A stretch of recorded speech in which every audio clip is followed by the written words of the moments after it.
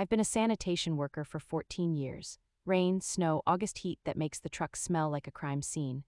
What I hadn't seen until 6 months ago was an alien standing on a sidewalk at 5:30 in the morning, watching me with what I can only describe as reverent horror. The Velith moved to our neighborhood in waves after the integration.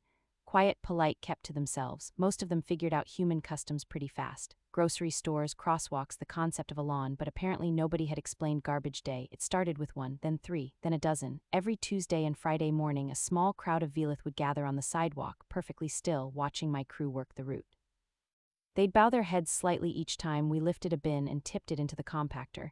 My partner, Reggie, thought they were just curious. New species, new world, they probably don't have trucks like this back home.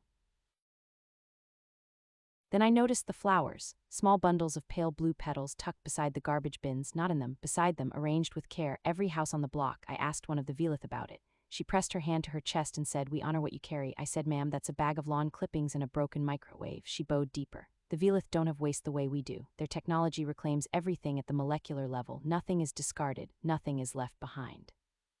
So when they saw humans placing objects outside their homes, broken furniture, torn bags, things that were clearly finished, and watched uniformed workers arrive in massive vehicles to solemnly collect them and carry them away, they reached the logical conclusion: we were disposing of the dead.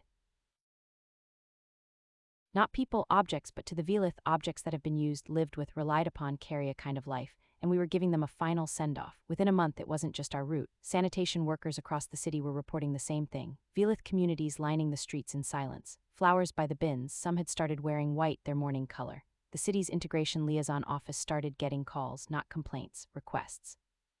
The Velith Cultural Council wanted to formally acknowledge the sanitation service. They wanted to send a delegation. The formal request came through on official letterhead. The Velith Cultural Council wanted to send 12 delegates, including 2 elders, to observe, and I'm quoting here, the human right of reclamation and release. They wanted to visit the landfill. My supervisor thought it was a joke. Then he saw the seal. He looked at me and said, "Frank, you're the most diplomatic guy on the crew. Take them to the dump." I said, "Dave, I am not diplomatic. I once told a raccoon to go to hell." He said, "Exactly, you'll be fine."